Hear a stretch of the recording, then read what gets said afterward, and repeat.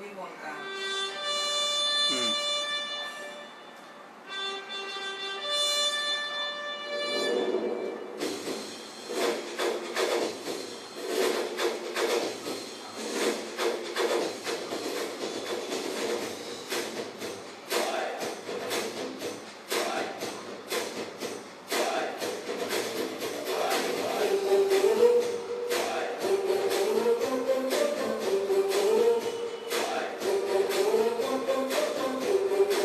భీమ్ ఆనంద్ గారు, రాజీ మేడం గారు జై భీమ్ అండి,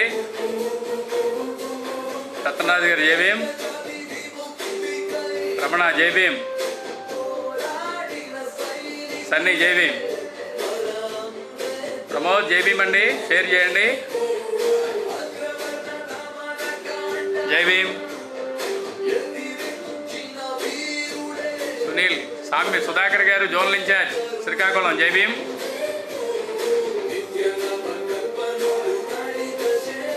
నాగేశ్వర గారు బోడుపాటి జై భీమ్. ఎలా ఉన్నారు? మహాలక్ష్మి అమ్మ జై భీమ్ రా, బాగా వర్క్ చేసావు. సత్యబాబు గారు దారా, బత్తుల రామ్ గారు, లక్ష్మణ్ గారు, సత్య గారు పులిదిండి, నాగేశ్వరరావు బాగున్నారు సార్. నాగరాజ్ తమ్ముడు రాంబాబు గారు ఎలా ఉన్నారు? ఆరోగ్యం ఎలా ఉంది మీ కోక? హలో హలో సుధాకర్ గారు జేబీ అండి, కర్నూలు డిస్టిక్. రాజేష్ గారు జేబీ, మర్రి రాజేష్ గారు, శ్రీకాంత్ గారు జేబీం, వీరబాబు జేబీం, సాంగింటా ఉండండి. ఈలోపు జాయిన్ అవుదాం. ముంగా చక్రి జేబీం, సత్యబాబు జేబీం ఎలా ఉన్నారు? ఏషయ్య గారు JM,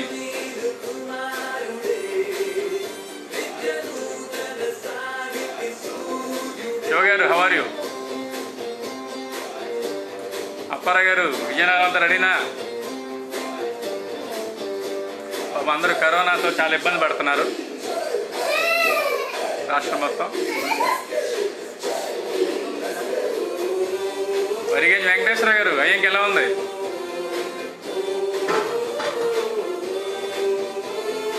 I proud AIM member. Yes, AIM సభ్యులందరూ గర్వంగా ఫీల్ అవుతారు, ఎందుకంటే వాళ్ళే నిజమైన వారసులు.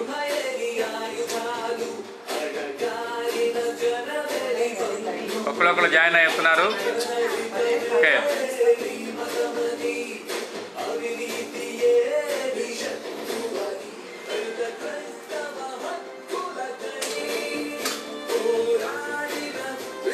జేబీమండి. మోజెస్ జేబీమండి.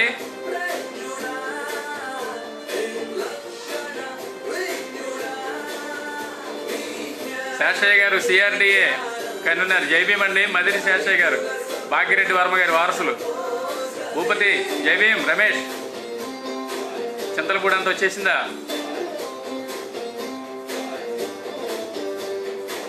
సింహ గారు జైభీం. ఎలా ఉన్నారు? భీమారావు గారు డిశ్చార్జ్ అయ్యారు కదా. చిన్నబాబు గారు జైభీం. ఓకే, ఒకళ్ళొకళ్ళు జాయిన్ అవుతున్నారు. నాకు తెలిసి ఈసారి లైవ్కి తక్కువ మంది రావచ్చు, ఎందుకంటే అన్ని ఏరియాల్లో కూడా కొంచెం ఇబ్బందికరమైన పరిస్థితులు ఉన్నాయి.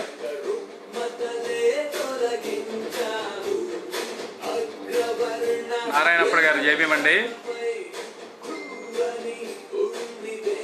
రవికుమార్ గారి కారు మంచి జైభీం సిఆర్డిఏ. అప్పలసూరి గారు ఎలా ఉన్నారు? రణస్థలం.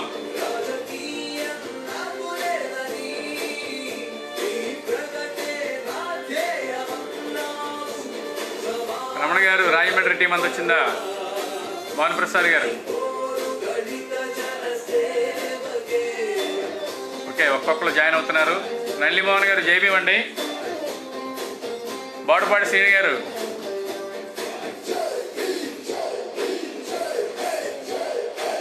రాజ్ కుమార్ గారు. అశోక్ ఎలా ఉంది, ఆరోగ్యం బాగుందా? పీసా అశోక్ కుమార్, జై భీమ్ జై భీమ్.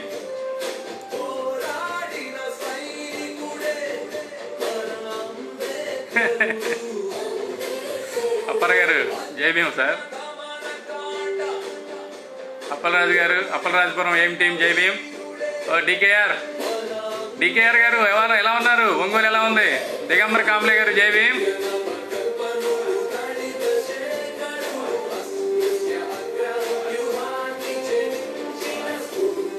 రమేష్ నాయుడు గారు నెల్లూరు ఇన్ఛార్జ్ జై భీమ్ అండి.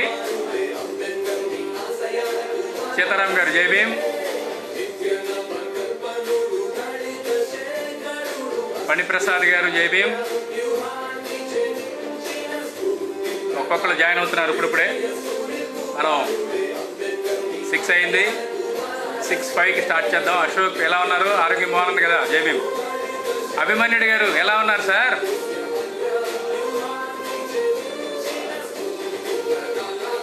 దివాకర్ గారు జై భీమ్. దళాల అప్పాజీ గారు ఈస్ట్ గోదావరి ఏం టీం జై భీమ్. జై పీవీఎస్కే జై భీమ్. సురేష్ మాదిక్ గారు జై భీమ్ అండి.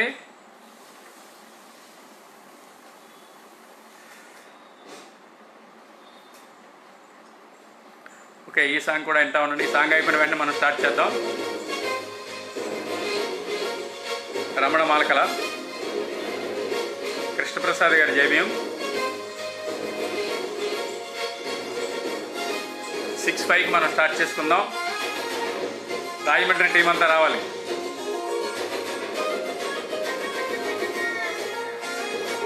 జై భీమ్ సార్, జై భీమ్.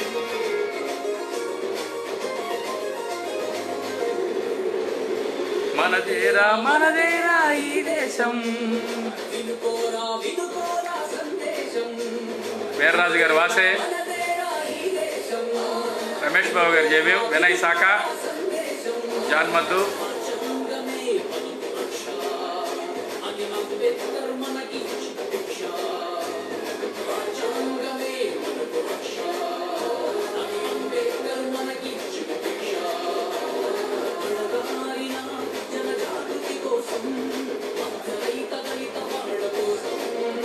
వెంకటేశ్వర గారు జై భీమ్ అండి. కృష్ణా డిస్టిక్ జై సిఆర్డిఏ. ఎస్, ప్రత్యేక పంచాయతీలు కావాలి మనకి. రమేష్ నాయుడు గారు. సుబ్బారావు గారు జనపల్లి జై భీమ్ అండి. కృపావర్ధన్ గారు కట్ట. రామకృష్ణ జై భీమ్ అండి. రమణ గారు, శంకు రమణ గారు. నక్కా సూరిబాబు గారు. కోటి గుండెల గారు. రమణరావు గారు కేవి జై భీమ్. జై పీవీఎస్కే. శేఖర్ శివ జై భీమ్ అండి. రెల్లా త్రినాథ్ గారు జై భీమ్. ప్రవీణ్ చెరుకుపల్లి.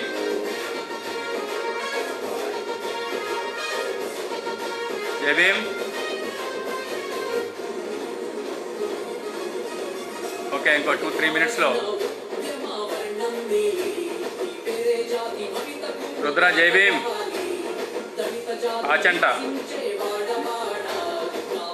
ఆనంద్ బోడ జంగారెడ్డిగూడెం జై భీమ్ అండి. శేఖర్ శివ, కృప జై భీమ్. కృప. స్టీవెన్ మదిర, భాగ్యరెడ్డి వర్మ వారసుల.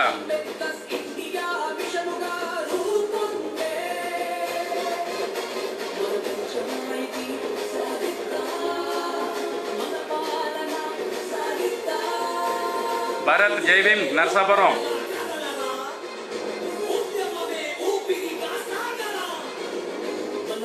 వినిపిస్తుందా వాయిస్?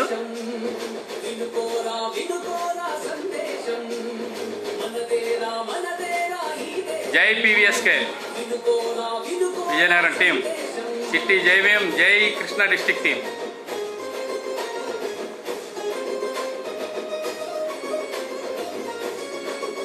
భోగేష్ జై భీమ్. ఏ ఫోన్లు వస్తున్నాయి. జై భీమ్ చిట్టి. జై PVSK. PVSK is a brand. రాజు ఇసుకపాటి జై భీమ్ రాజు మురారి పాలకొల్ దివాకర్ గారు జై భీమ్ అండి. Palakollu corner I think.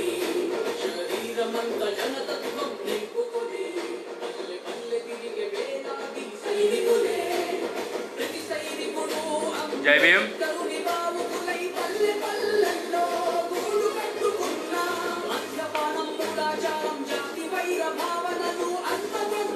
Kanakaraju Ballanki జై భీమ్ తమ్ముడు. వినోద్ జై భీమ్ వినోద్, చాలా బాగా మాట్లాడారు లాస్ట్ టైము. క్రాంతి బుస్సా క్రాంతి జై భీమ్ క్రాంతి. కోడేటి రాంబాబు గారు జై భీమ్. చింతలపూడి జల్లి సుబ్బారావు గారు జై భీమ్ అండి అమలాపురం.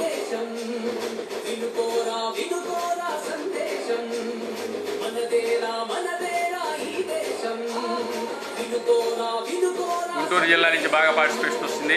మణికుమార్ గారు జై భీమ్. పవన్ కోనసీమ జై భీమ్ పవన్. పవన్ కుమార్ మహార్ పవన్ కన్నా. రాజేష్ జై భీమ్ రాజేష్ జై భీమ్. ఓకే, సో 2 minutes ఉన్నట్టుంది. ఈ పాట అయిపోయిన వెంటనే చేద్దాం.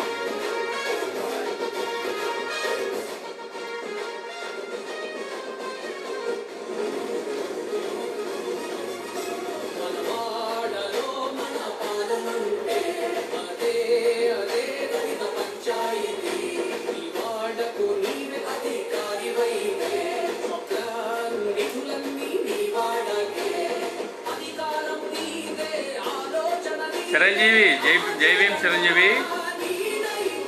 అర్జునరావు గారు జై భీమ్ అండి.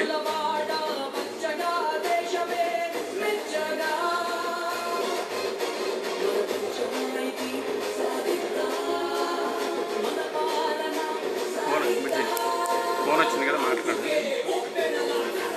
అయిపోయిన తర్వాత ఈ పాట అయిపోయిన తర్వాత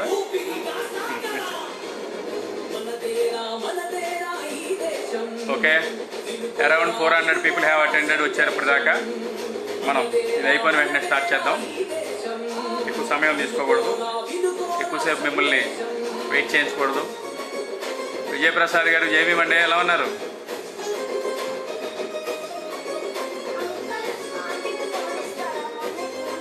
అనుప్రసాద్ గారు, శాంసన్ గారు జై భీమ్.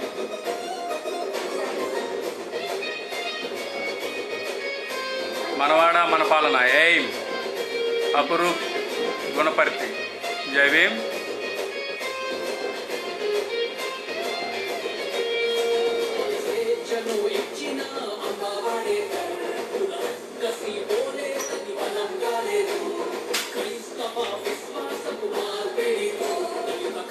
Thank you.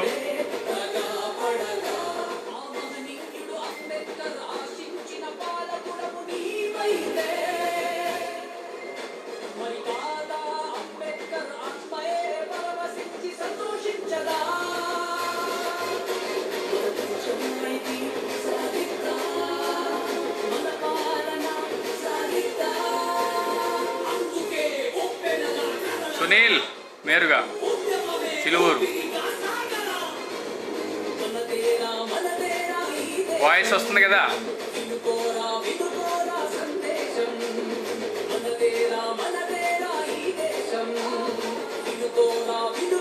బాబురావు గారు జై భీమ్, ప్రకాశం జిల్లా ఇన్ఛార్జ్. ఓకే, ఆఫీస్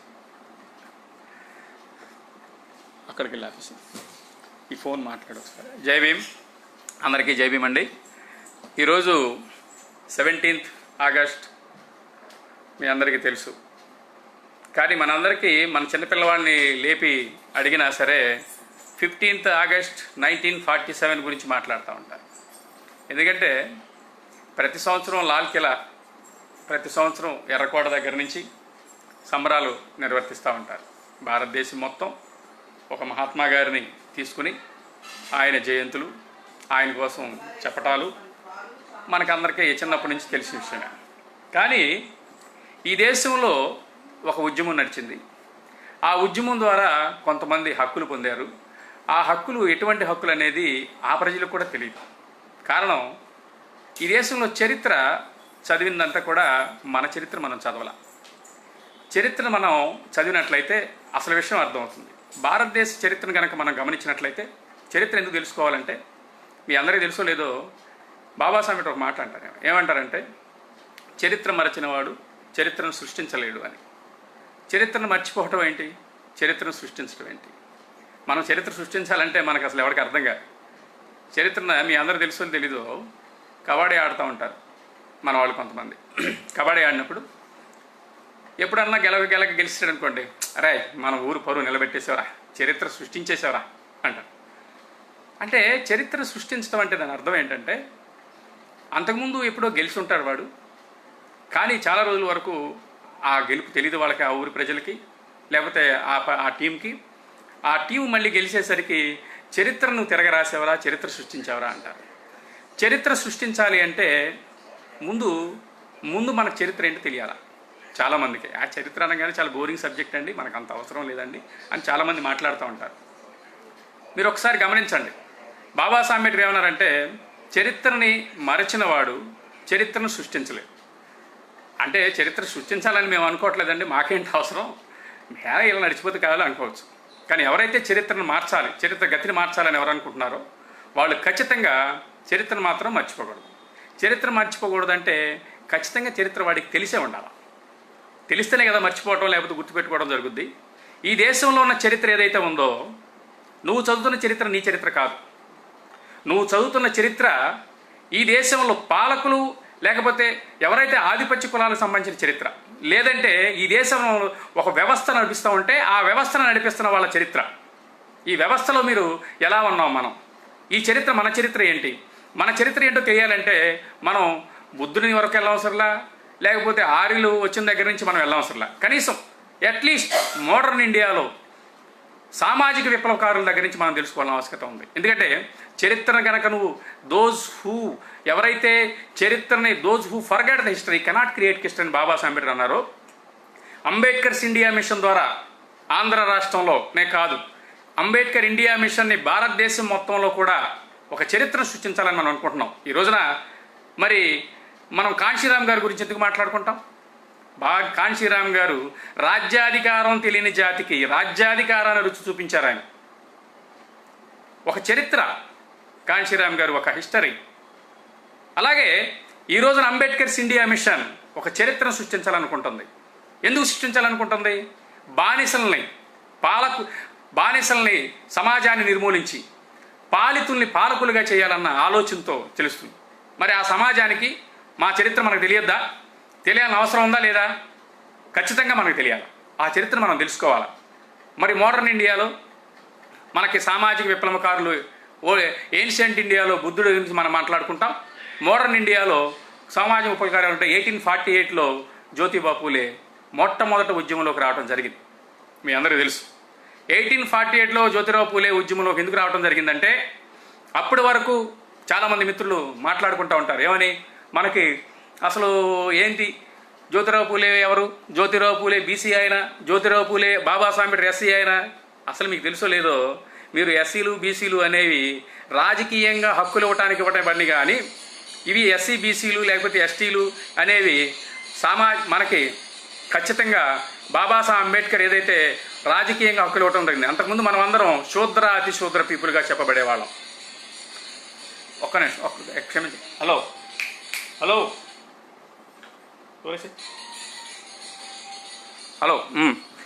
1848 ఎప్పుడైతే జరిగిందో, 1848లో జ్యోతిరావు పూలే మొట్టమొదటి ఉద్యమంలోకి రావడం జరిగింది. జ్యోతిరావు పూలే వచ్చి ఏం చేశారు తెలుసా? ఎడ్యుకేషన్ ఇవ్వడం జరిగింది. ఈ దేశంలో అణిచివేయబడుతున్న వాళ్ళకి, అంటరాని సమాజానికి హక్కులు ఇవ్వటం కోసం స్కూల్స్ని స్టార్ట్ చేయడం జరిగింది. బోర్వెల్స్ని వేయటం జరిగింది. ఎందుకు చేశారు జ్యోతిరావు పూలే? అప్పటి వరకు ఒక సమాజం ఉండేది. ఆ సమాజంలో మనమంతా బానిసలుగా ఉండేవాళ్ళం.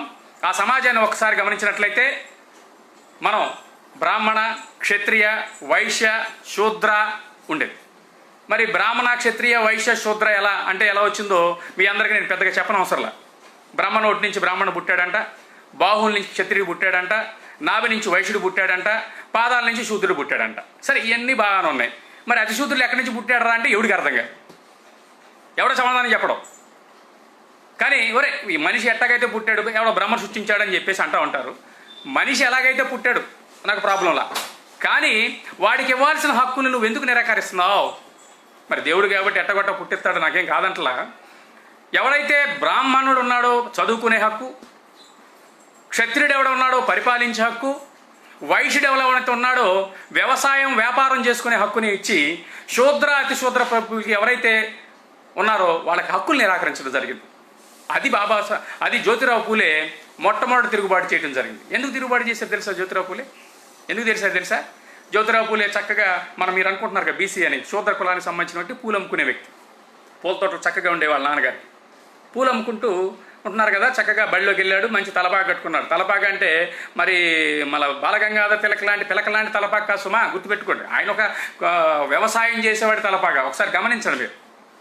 బాలగంగాధర పిలక గారి యొక్క తలపాగాలు వేరుగా ఉంటాయి, అలాగే మన పని చేసుకునే వాళ్ళ తలపాగాలు వేరుగా ఉంటాయి. తలపాగా కట్టుకుని దర్జాగా వెళితే ఆయన తన ఫ్రెండ్ పెళ్ళికి వెళ్ళినప్పుడు ఆ ఫ్రెండ్ పెళ్ళిలో ఆయన్ని చూసి నువ్వెవరబ్బాయి రా అని అడిగితే నేను పలానా సో అని చెబితే, అరే ఇది బ్రాహ్మణుని పెళ్ళి, నువ్వు రావటానికి వెళ్ళేది లాగి గోబాను కడతారు. లాగి గోబాను కొడితే అప్పుడు జ్యోతిరావు పూలే వెళ్ళి ఒక చెరువు పొలం దగ్గర కూర్చుని ఏడుస్తూ ఉంటాడు. అరే నేను మంచిగా డ్రెస్ వేసుకున్నానే, నేను మంచిగా ఉన్నానే, అందరిలాగానే నీట్గా స్నానం చేశానే, మంచి ప్యాంట్ మంచి షర్ట్ వేసుకున్నానే, మంచి దోవత కట్టుకున్నానే, తలపాగా కూడా చుట్టుకున్నానే బ్రాహ్మణులాగా, బట్ నన్ను ఎందుకు ఇలాగా కొట్టారు అని చెప్పేసి ఏడుస్తూ ఉంటాడు. ఒక చెరువు పక్కన కూర్చొని ఏడుస్తూ ఉంటే కన్నీళ్ళు వచ్చేస్తూ ఉన్నాయి. ఏడుస్తూ ఉంటే వెనక నుంచి కొంతమంది నడుచుకుంటూ వెళుతూ ఉన్నారు. ఏమని? ఎలా నడుచుకుంటే వెళ్ళే బ్యాచ్ ఆయన చూసి నవ్వుతూ ఉన్నారు. నవ్వితే ఏంటి వీళ్ళని ఎవరు నవ్వుతున్నారు? వెనక్కి తిరిగి చూస్తే మూతికి ముంత కట్టుకుని, ముడ్డికి తాటే కట్టుకుని, నల్లగా నాకులాగా, అసలు ఒంటి మీద ఆచ్ఛాదన సరిగ్గా లేక అసలు మసి పూసుకున్నట్టుగా ఉన్న మనుషులు వీని చూసి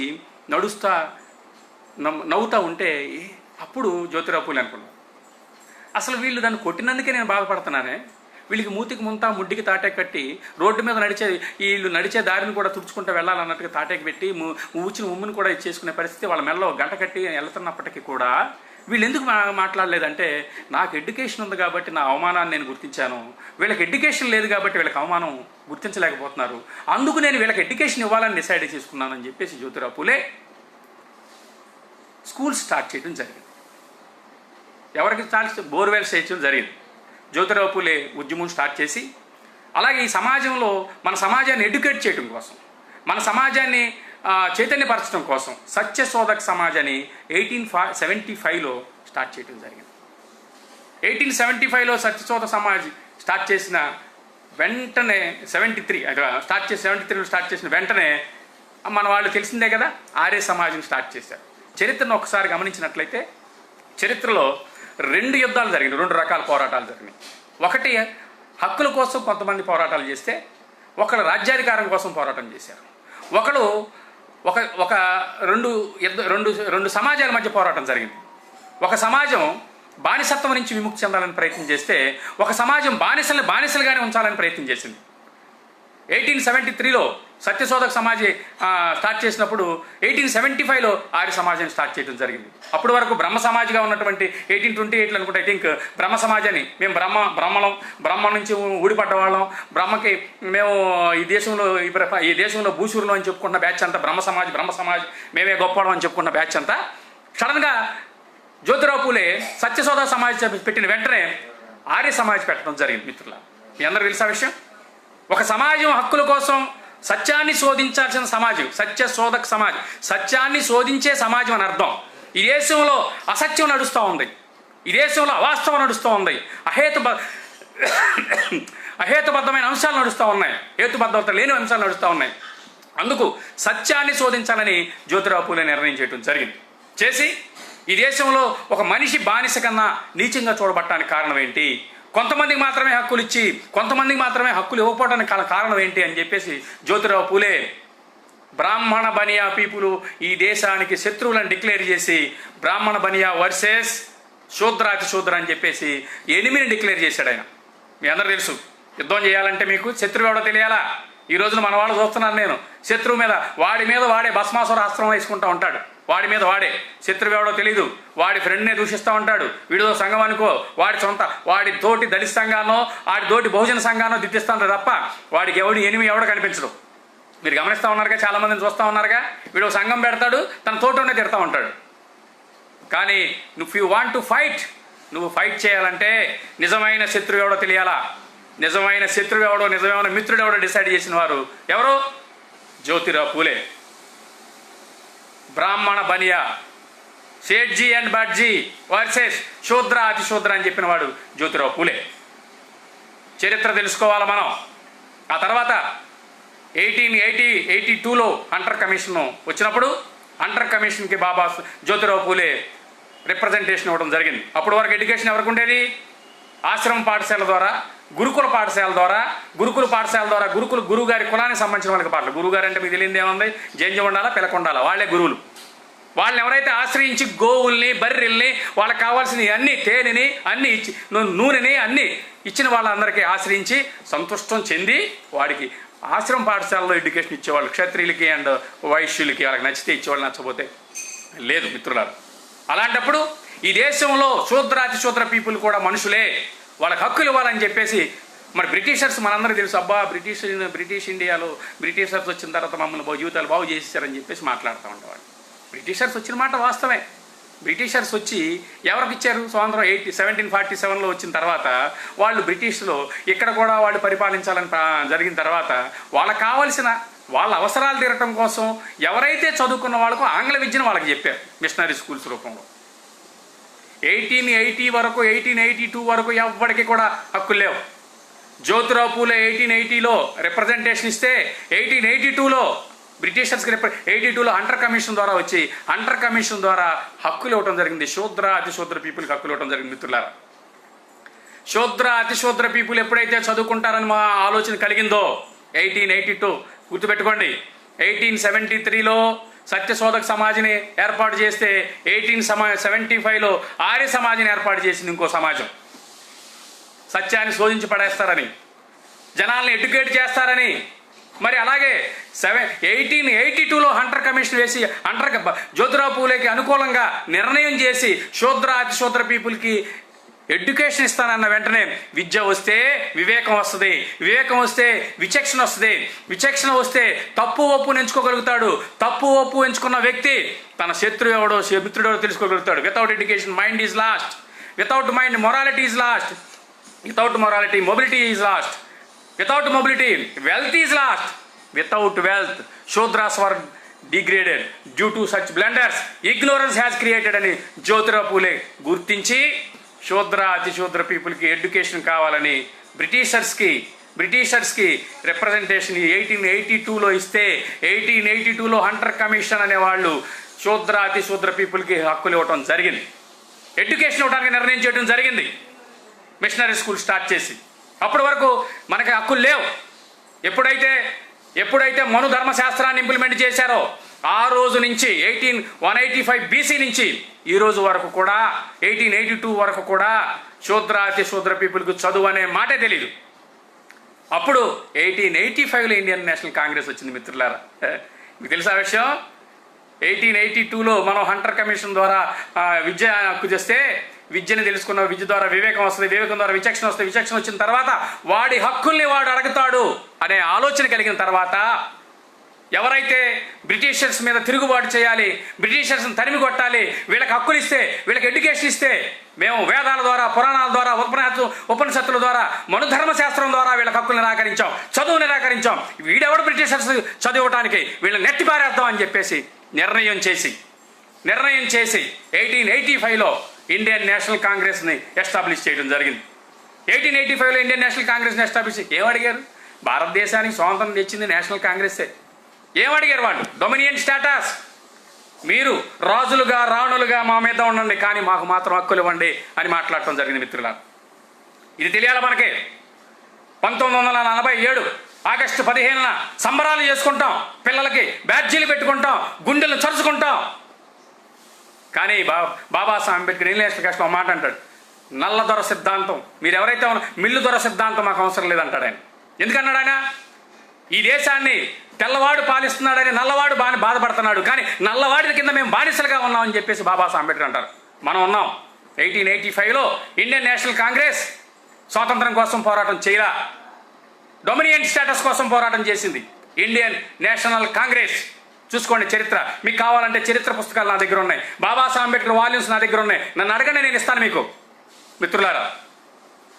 1885 మరి అదే సమయంలో మనందరికీ తెలుసు ఇండియన్ నేషనల్ కాంగ్రెస్కి మరి అధ్యక్షులు అయిపోయిన తర్వాత బాల గంగాధర్ తిలక్ మొదలెట్టారు స్వరాజ్యం నా జన్మ హక్కు అని. మీ అందరికీ తెలుసు తిలక్, లాల్ బాల్ పాల్, బాల గంగాధర్ తిలక్, లాలా లజపత్ రాయ్, బిపిన్ చంద్రపాల్, మీ అందరికీ ఉంటారు. వాళ్ళందరూ స్వరాజ్యం నా జన్మ హక్కు తిలక్ గారు మొదలెట్టారు.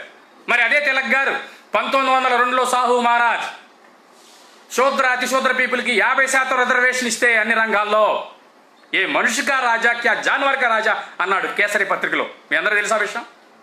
తిలక్ మీ అందరికీ తెలుసా? స్వరాజ్యం నా జన్మ హక్కు, స్వరాజ్యం నా జన్మ హక్కు అంటే ఎవరి స్వరాజ్యం? నీ జన్మ హక్కు అన్నావు. ఎవరి స్వరాజ్యం కోసం పోరాటం చేశాడు బాలగంగాధర్ తిలక్ మీరు తెలుసుకోవాలా. ఈ దేశ జనాభాలో 85% ఉన్న శూద్రాతి శూద్ర పీపుల్, బ్రాహ్మణ క్షత్రియ వైశ్య, ఆర్య బ్రాహ్మణ, ఆర్య క్షత్రియ, ఆర్య వైశ్య, మిగిలిన వాళ్ళందరూ ఈ దేశంలో శూద్రాతి శూద్ర పీపులే. 85% ఉన్న అశూద్ర పీపుల్కి ఈ దేశ జనాభాలో ఉన్నటువంటి అందరికీ మరి 50% రిజర్వేషన్ సాహు మహారాజ్. ఎవరు సాహు మహారాజ్ ఎవరో తెలుసా? శివాజీ మహారాజ్. శివాజీ మహారాజ్ అనే ఆయన హిందూ సమాజాన్ని ఏదో ఉద్ధరించడానికి వచ్చేసారని ఏదో మాట్లాడుతూ ఉంటారు. కానీ ఆ హిందూ సమాజానికి సంబంధించిన ఆయనకి రాజరికం కట్టడానికి పట్టాభిషేకం చేయడానికి కూడా ఒప్పుకోలేదన్న విషయం మనందరికీ ఎవరికి తెలియదు. హిందూ సమాజం ఉద్ధరకుడు అని మాట్లాడుతూ ఉంటాం. కానీ శివాజీ మహారాజ్ మనవడు ఎవరైతే ఉన్నారో సాహు మహారాజ్ ఈ దేశంలో అతి శూద్ర పీపుల్ కోసం పోరాటం చేశాడు. పెద్ద మహాసభ కండక్ట్ చేసి ఆ మహాసభలో అణగారిన ప్రజల నాయకుడు బాబాసాహెబ్ అంబేద్కర్ అని చెప్పేసి అనౌన్స్ చేసిన వ్యక్తి సాహు మహారాజ్. మీ అందరికీ తెలుసు, గుర్తుపెట్టుకోవాలి. మీరు చరిత్ర తెలుసుకోవాలా. చరిత్ర తెలుసుకున్నప్పుడు మాత్రమే మనం చేయగలుగుతాం. మనం చరిత్ర మార్చాలనుకుంటున్నాం, మర్చిపోకూడదు. మరి చరిత్రను ఎవరికి చెప్పాలి? మనకి ఏ స్కూల్లోనూ ఏ యూనివర్సిటీలోనూ మనకి చెప్పలే ఈ చరిత్ర. ఏ యూనివర్సిటీలో ఏ స్కూల్లో చెప్పని స్పెషలైజేషన్ సబ్జెక్ట్ మాత్రం తీసుకున్న వాడికే తెలుస్తుంది. అది కూడా అది ఏదో చదువుతూ ఉంటాడు, ఫ్రెంచ్ విప్లవం, రష్యా విప్లవం, ఆ విప్లవం ఈ విప్లవం అని చదివేస్తూ ఉంటాడు. కానీ ఇండియన్ హిస్టరీని మన కోణంలో మనం చదవాలా. మన కోణంలో మనం చదివినప్పుడు మాత్రమే మనం ఖచ్చితంగా సమాజానికి దిశానిర్దేశకత్వం అందించగలుగుతాం. మిత్రులారా, 1902లో సాహు మహారాజ్ రిజర్వేషన్ ఇచ్చిన వెంటనే ఏ మనుషుకా రాజా జానవర్క రాజా అంట, ఇతను మనుషులకు రాజా జంతువులకు రాజా అన్నాడు. ఈ దేశ జనాభాలో 85% ఉన్న మనుషుల్ని జంతువులని చెప్పిన ఆ వ్యక్తి బాలగంగాధర్ తిలక్. ఎవరి స్వరాజ్యం కోసం పోరాటం చేస్తున్నాడు మీరు ఆలోచించుకోండి ఒక మిత్రులారా, గమనించండి ఒకసారి. మీరు అర్థమవుతుందా? మీకు తెలుసుకోవాలి మనం. ఆ తర్వాత 1901లో తర్వాత 1919లో మీ అందరికీ తెలుసు మింటో మార్లే కమిషన్స్ అంటారు. ఆంగ్లో ఇండియన్స్కి హక్కులు ఇచ్చారు, జొరాస్ట్రియన్స్కి హక్కులు ఇచ్చారు, తర్వాత ముస్లిమ్స్కి హక్కులు ఇచ్చారు, అందరికీ హక్కులు ఇచ్చారు. కానీ 1909లో కానీ ఈ దేశంలో ఉన్నటువంటి అతిశూద్ర పీపుల్కి మాత్రం హక్కులు బ్రిటిషర్స్. 1916లో Babasaheb Ambedkar castes genesis and origin అనే పుస్తకాన్ని రాసి 1916లో ఉద్యమంలోకి రావడం జరిగింది. 1916లో అప్పుడు గాంధీ గారు ఎక్కడున్నారు తెలుసా మీకు? సౌత్ ఆఫ్రికాలో చక్కగా లా ప్రాక్టీస్ చేసుకుంటూ అక్కడ బ్రిటిషర్తో చక్కగా సావాసం చేసుకుంటూ కూర్చున్నాడు. ఇండియాలో ఏం జరుగుతుందో గాంధీ గారికి తెలియదు అప్పుడు, బాలగంగాధర్ తిలక్ గారే. కానీ Babasaheb Ambedkar at the age of 25 1916లో ఉద్యమంలోకి రావడం జరిగింది. ఉద్యమంలోకి వచ్చి ఈ దేశ జనాభాలో ఉన్నటువంటి వాళ్ళందరికీ హక్కులు ఇవ్వాలి అని చెప్పేసి రిప్రజెంటేషన్ ఇవ్వడం జరిగింది. సౌత్ బరో కమిషన్కి రిప్రజెంటేషన్ ఇవ్వడం జరిగింది. సౌత్ బరో కమిషన్కి ఎందుకు రిప్రజెంటేషన్ ఇచ్చారు తెలుసా? 1909లో ఎవరైతే ఉన్నారో 1900 ఆ రోజున మింటో మార్లే మాంటెగ్ చాన్సర్స్ రిఫార్మ్స్ ఏవైతే ఉన్నాయో అవి భారతదేశంలో కూడా ఇంప్లిమెంట్ చేయాలని బాబాసాహెబ్ అంబేద్కర్ రిప్రజెంటేషన్ సౌత్ బరో కమిషన్కి ఇవ్వడం జరిగింది. సౌత్ బరో కమిషన్కి ఇచ్చేటప్పుడు అప్పటి వరకు భారతదేశంలో ఓటు హక్కు గురించి ఎవరికి తెలియదు, ఓటు హక్కు గురించి మాట్లాడటమే తెలియదు. మరి ఓటు హక్కును అడిగారు. ఓటు హక్కు ఎందుకు అడిగారు తెలుసా? India is the colony of England, Britishers యొక్క కాలనీ ఇండియా. అప్పటికి బ్రిటిష్లో 1916లో ఓటు హక్కు కావాలని అడిగారు. అప్పటి వరకు ఓటు ఎవరికి ఉండేది? ఎవడైతే పన్ను పోయేస్తా ఉన్నాడో, ఎవడైతే పరిపాలిస్తూ ఉన్నాడో వాడు మాత్రమే ఓటు హక్కును కలిగి ఉన్నాడు. ఎక్కడ? ఇంగ్లాండ్లో కలిగి ఉన్నప్పుడు మాకు కూడా ఓటు హక్కు కావాలి అని చెప్పేసి వాళ్ళు ఓటు హక్కు అడిగితే ఇంగ్లాండ్ పీపుల్ డెమోక్రటిక్ పీపుల్ కాబట్టి 1 ఇయర్లోనే ఓటు హక్కు ఇవ్వడం జరిగింది మిత్రులారా. అడిగిన వెంటనే 1 సంవత్సరంలోనే బాబాసాహెబ్ అంబేద్కర్ ఈ దేశ జనాభాలో ఉన్నటువంటి వాళ్ళందరికీ కూడా ఓటు హక్కులు ఇవ్వాలి అని చెప్పేసి అడల్ట్ ఫ్రాంచైజ్ అని అడిగారు. అడల్ట్ ఫ్రాంచైజ్ మీ అందరికి తెలియాలా? వయోజన ఓటు హక్కు తెలియాలా? బాబాసాహెబ్ అంబేద్కర్ అడల్ట్ ఫ్రాంచైజ్ అన్నారు. జనాభా దామాషాకారం ప్రకారం ప్రాతినిధ్యం అన్నారు. 1918లో అరౌండ్ 1916, 18 ఆ ప్రాంతంలో సౌత్ బరో కమిషన్ వస్తే దానికి భాస్కర్రావు జాదవ్ అనే ఆయన సాహు మహారాజ్ సలహాతో భాస్కర్రావు జాదవ్ బాబాసాహెబ్ అంబేద్కర్ కలిసి శూద్ర అతిశూద్ర పీపుల్కి హక్కులు ఇవ్వాలని చెప్పేసి అడగటం జరిగింది మిత్రులారా. మీ అందరూ తెలుసుకోవాలా? అడిగితే అప్పుడు కేసరి అనే పత్రికలో బాలగంగాధర్ తిలక్ ఏమన్నారా తెలుసా? తేలి తమోది సంసద్ మే ఆకర్ హల్ చలానాయక అన్నాడు.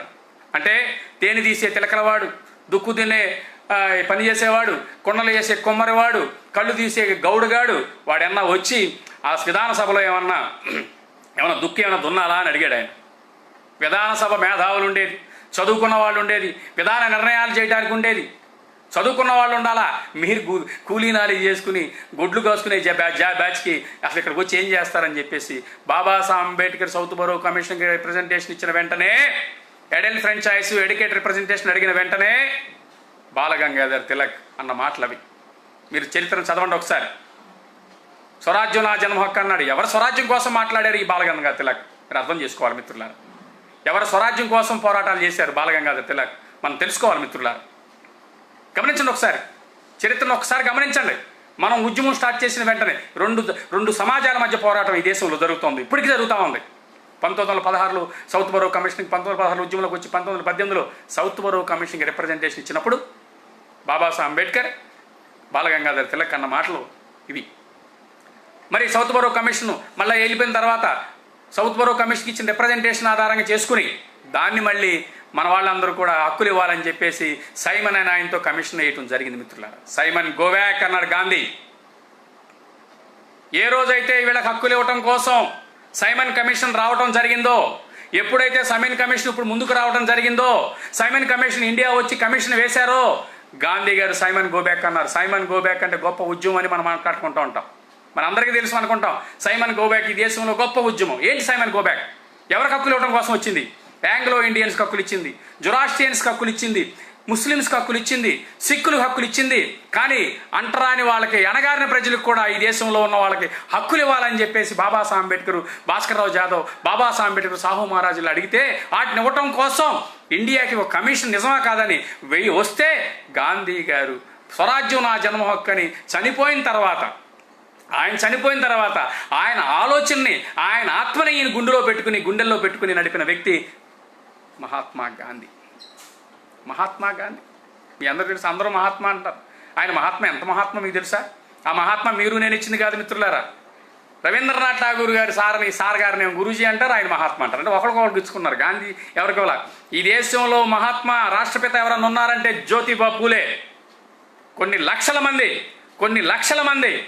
లక్షల మందిని ఏర్పాటు జనాలు పోగయ్యి మా జాతిని ఉద్ధరించడానికి పుట్టిన ఓ మహాత్మా అని చెప్పేసి రాష్ట్రపిత జ్యోతిబా పూలేని ప్రజలు ఇచ్చుకున్న ఇది. కానీ ఒకరికొకరు ఇచ్చేసుకుని మహాత్మలను పూసుకుంటూ ఉంటారు. మహాత్మా ఎంత గొప్పటి మహాత్మా తెలుసా మీకు? ఆయన మన జాతికి హక్కులు వస్తున్నాయంటే అడ్డుకున్నటువంటి మహాత్మా. ఎలా అడ్డుకున్నాడు తెలుసా సైమన్ కమిషన్ని? బ్రిటిష్ ప్రభుత్వంలో మీరు వేసిన కమిషన్లో భారతీయ ప్రతినిధులు లేరు అని. ఎంత తెలివైన ఆయన అడ్వకేట్ కదా. ఎలాంటి అడ్వకేట్ అంటే 10th క్లాస్ ఫెయిల్ అయిన అడ్వకేట్. అక్కడ అడ్వకేటు లా చదవాలంటే 10th క్లాస్ నుంచి చదవచ్చు, ఇంటర్మీడియట్ నుంచి చదవచ్చు, గ్రాడ్యుయేషన్ చేసినోడు కూడా చదవచ్చు. మీకు తెలుసా విషయం?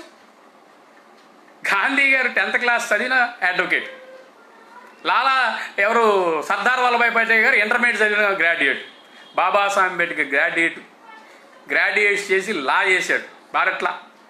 అర్థమవుతుందా మీకు? మరి గొప్పలా, మరి ఎంతైనా మరి చాలా మేధావి కదా. ఏమన్నాడు? బ్రిటిష్ గవర్నమెంట్ మీరు వేసిన సైమన్ కమిషన్లో మా వాళ్ళు ప్రతినిధులు ఎవరో లేరు కాబట్టి మీ కమిషన్ని మేము వ్యతిరేకిస్తున్నాం అని చెప్పేసి సైమన్ గోబ్యాక్ అందరూ పరిగెత్తేశారు. మీరు నిజంగా ఇప్పుడు జగన్మోహన్ రెడ్డి గారి ప్రభుత్వం ఉంది. ఇప్పుడు ఎవరు? జగన్మోహన్ రెడ్డి గారే కదా. ఆయన ఒక విద్యా కమిషన్ వేయాలనుకున్నాడు. చంద్రబాబు నాయుడు గారు మనుషులు తీసుకొచ్చాను కమిషన్లు పెడతాడా? సిగ్గుంది అసలు ఎవరికన్నా? పెడతాడా? అలా ఆలోచన లేదా మీకు? గాంధీ గారికి ఆ మాత్రం ఆలోచన లేదా? ఉంది. కానీ గాంధీ గారు ఎవరి ఆలోచన కోసం, ఎవరి కోసం పోరాటం చేశారు? స్వరాజ్యం నా జన్మ హక్కు అని. ఎవరైతే బ్రిటిషర్స్ వచ్చి భారతదేశానికి వచ్చి హక్కులు కోల్పోయిన, రాచరికం కోల్పోయిన వాళ్ళకి మళ్ళా హక్కులు తీసుకురావటం కోసం స్వరాజ్యం నా జన్మ హక్కు అని ఉద్యమం స్టార్ట్ చేసిన బాలగంగాధర తిలక్ గారికి పుణిపి గుచ్చుకుని ఆ హక్కుల్ని మళ్ళా తీసుకొచ్చి వాళ్ళకి ఇవ్వాలని, ఆ పోరాటం చేసే వాళ్ళకి ఇవ్వాలని నిర్ణయం చేసుకున్న గాంధీజీ అన్నాడు ఆయన. అందుకు ఆయన గొప్ప మహాత్మ. ఎందుకంటే ఈ దేశ జనాభాలో 15% ఉన్న ఆర్య బ్రాహ్మణ, ఆర్య క్షత్రియ, ఆర్య వైశ్యులకు హక్కులు ఇవ్వడం కోసం పోరాటం చేశాడు తప్ప ఈ దేశంలో 85% మంది కోసం చేయాలి. సరే, అయినా సరే మహాత్మ పెద్ద ఆయన, మనం ఏమనకూడదు, మహాత్మ కదా. మహాత్ములు అలాగే ఉంటారు. సరే, సైమన్ గో బ్యాక్ అన్నారు. అప్పుడు మన వాళ్ళు కూడా, మన బ్యాచ్ అంతా కూడా బయలుదేరేసింది. మన బ్యాచ్ కూడా గాంధీ గారు అంటే గొప్ప వ్యక్తి, మన కోసమే పోరాటాలు చేస్తున్న వ్యక్తి, మనం ఇంకా అనాలా అప్గ్రేడ్ యువర్ క్యాస్ట్ అన్న వెంటనే ఇంటి చివరి వాళ్ళ పేర్లు తగిలేసుకున్నారు. మన వాళ్ళు కూడా చాలామంది పేర్లు, రాంబాబు రెడ్డి, రాంబాబు చౌదరి, రాంబాబు శాస్త్రి, రాంబాబు శర్మ, ఈ కనపడుతూ ఉంటాయి బ్యాచ్. మన వాళ్ళు కొంతమంది ఉన్నారు పల్లికారులు, అగ్నికుల క్షత్రియ అన్న మాత్రం క్షత్రుడు అయిపోతాడా? జంజం వేసుకున్నంత మాత్రం వీడు రాజు అయిపోతాడా? పేరు పక్కన రాజు అని తగిలించుకున్నంత మాత్రం క్షత్రుడు అయిపోతాడా? లేదు. వాళ్ళకి తెలుసు. మన వాళ్ళందరూ గాంధీ గారిని అందరూ ఫాలో అయ్యారు. బాబాసాహెబ్ అంబేద్కర్ని ఎవరైతే ఫాలో అయ్యారో వాళ్ళందరూ సైమన్ గో బ్యాక్ అన్నారు. వాళ్ళందరూ డిగ్రేడ్ యువర్ క్యాస్ట్ అన్నాడు బాబాసాహెబ్ అంబేద్కర్. నీ కులాన్ని నీచమైంది, నీ కులం ద్వారా అవమానం పడుతున్నావు, నీ కులం ద్వారా నీచంగా చూడబడుతున్నావు, అందుకని నువ్వు కులం చాలా నీచమైందని చెప్పు, సైమన్ కమిషన్ మీదకి వెళ్ళి చెప్పు, ఈ దేశంలో ఒక వ్యవస్థ మమ్మల్ని బానిసలుగా చేస్తుందని చెప్పు అని చెప్పేసి బాబాసాహెబ్ అంబేద్కర్ చెప్తే, బాబాసాహెబ్ అంబేద్కర్ మాట విని వెళ్ళిన వాళ్ళందరూ రిప్రజెంటేషన్ ఇస్తే గాంధీ గారి సెలవు వల్ల జనాభాలో బాబాసాహెబ్ అంబేద్కర్ మాట ఏమన్నారు కదా, మనం అల్పసంఖ్యాక వర్గాలం కదా, మన మాట తక్కువ వింటారు, వాళ్ళ మాట ఎక్కువ వింటారు. అప్పుడు బ్రిటిషర్స్కి ఏం చేయాలి అర్థం కాక ఆయన తరివేయడం జరిగితే, అయ్యా మేము సైమన్ కమిషన్ వేసి హక్కులు ఇవ్వటం కోసం మనం ప్రయత్నం చేశాం, మీ గాంధీ గోసి బిగించి మరి మమ్మల్ని తరివేశాడు, మేము అక్కడ కాదు, మేము లండన్లోనే మీకు రౌండ్ టేబుల్ కాన్ఫరెన్స్ చేస్తాం, మీరు రండి అని చెప్పేసి 1930లో రౌండ్ టేబుల్ కాన్ఫరెన్స్కి ఆహ్వానించడం జరిగింది.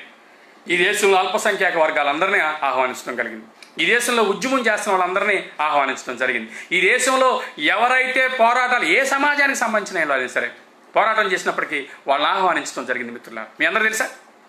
ఆహ్వానిస్తే ఫస్ట్ రౌండ్ టేబుల్ కాన్ఫరెన్స్కి అందరూ వెళ్ళారు, గాంధీ గారు అండ్ కాంగ్రెస్ వెళ్ళాల. మీకు తెలుసా విషయం? 1930లో జరిగింది అది ఫస్ట్ రౌండ్ టేబుల్ కాన్ఫరెన్స్ లండన్లో. గాంధీ గారు అతని అనుచరులు ఎవరు వెళ్ళాల, కానీ అందరూ వెళ్ళటం జరిగింది. అందరూ వెళ్ళినప్పుడు బాబాసాహెబ్ అంబేద్కర్ ఖచ్చితంగా ఈ దేశంలో మేము అణగారిన పీపులం, మాకు హక్కులు కావాలని చెప్పేసి, అడల్ట్ ఫ్రాంచైజ్ కావాలా, అలాగే మాకు ఎడ్యుకేట్ రిప్రజెంట్ జనాభా దామాషా ప్రకారం ప్రాతినిధ్యం కావాలా, అలాగే ఓటు హక్కు కావాలా, మాకు ప్రత్యేకంగా నియోజకవర్గాలు మీరు ఇస్తే మేము మా పరిపాలన మేము చేసుకుంటామని బాబాసాహెబ్ అంబేద్కర్ కోరడం జరిగింది. మిత్రులు, సెపరేట్ ఎలక్టరేట్స్ అంటారని, అడల్ట్ ఫ్రాంచైజ్, అలాగే జనాభా ఎడ్యుకేట్ రిప్రజెంటేషన్, అండ్ తర్వాత మూడోది సెపరేట్ ఎలక్టరేట్స్ని అడగటం జరిగింది. అడిగితే ఫస్ట్ రౌండ్ టేబుల్ కాన్ఫరెన్స్లో అందరూ ముస్లిమ్స్ కూడా వాళ్ళు యాక్సెప్ట్ చేశారు. ముస్లిం లీగ్ అనేది కూడా యాక్సెప్ట్ చేసింది బాబాసాహెబ్ అంబేద్కర్కి సంబంధించిన విషయాలు. మిగిలిన వాళ్ళందరూ యాక్సెప్ట్ చేశారు, బ్రిటిషర్స్ని యాక్సెప్ట్ చేశారు. రెండో రౌండ్ టేబుల్ కాన్ఫరెన్స్లో ఒక డిసిషన్ తీసుకుంటారన్న వెంటనే రెండో రౌండ్ టేబుల్ కాన్ఫరెన్స్ని మళ్ళీ అనౌన్స్ చేయడం జరిగింది. రెండో రౌండ్ టేబుల్ కాన్ఫరెన్స్కి, మొదటి రౌండ్ టేబుల్ కాన్ఫరెన్స్కి ఎవరైతే హాజరయ్యారో వాళ్ళు మాత్రమే రెండో రౌండ్ టేబుల్ కాన్ఫరెన్స్కి రమ్మంటం జరిగింది. మొదటి రౌండ్ టేబుల్ కాన్ఫరెన్స్కి గాంధీ గారికి ఇన్విటేషన్ లేదు. గాంధీ గారి ఇన్విటేషన్ లేకపోయేసరికి ఏం చేయాలో అర్థం కాల. రెండో రౌండ్ టేబుల్ కాన్ఫరెన్స్లో రిజర్వేషన్ పాస్ చేసుకుని వాళ్ళకి హక్కులు ఇచ్చేసే పరిస్థితి వచ్చింది. వాళ్ళు హక్కులు ఇచ్చేస్తే ఈ దేశంలో బానిసలు ఉంటేనే, పల్లకి మోసేవాడు ఉంటేనే పల్లకి ఎక్కేవాడు ఉంటాడు. నేను స్వరాజ్యం తీసుకురావాలనుకున్నా, నా బ్రాహ్మణ బనియా పీపుల్కి స్వరాజ్యం తీసుకురావాలనుకుంటున్నా, ఈ స్వరాజ్యం అంబేద్కర్ వల్ల పోయేటట్టుంది అని గోచి బిగించుకుని మరి, గోచి ఊడిపోతున్న గోచిని తగిలించుకుని మరి పిలవన పేరాటని పరిగెత్తాడు గాంధీజీ. మీ అందరూ తెలుసుకోలేదు, పిలవల గాంధీని రెండో రౌండ్ టేబుల్ కాన్ఫరెన్స్కి. చరిత్ర తెలుసుకోండి ఒకసారి. పిలిచినప్పుడే వెళ్ళలా, పిలవకుండా పిలిచినప్పుడు రిజర్వేషన్ మనకు హక్కులు వస్తున్నాయి అనగానే పరిగెత్తేశాడు. వెళ్ళి అక్కడున్న ముస్లిం లీగ్తో మంతనాలు చేశాడు. ఆయన మంతనాలు చేసి అంబేద్కర్ వ్యతిరేకంగా పోరాటాలు చేయండి, మీరు అంబేద్కర్ వ్యతిరేకంగా సపోర్ట్ చేయండి, మీరు నాకు సపోర్ట్ చేస్తే మీకు పాకిస్తాన్ ఇస్తానని కూడా, మీకు ఏ హక్కులు కావాలో అవన్నీ ఇస్తానని చెప్పేసి వాగ్దానం చేయడం. అంత కుటిల వ్యక్తి గాంధీ.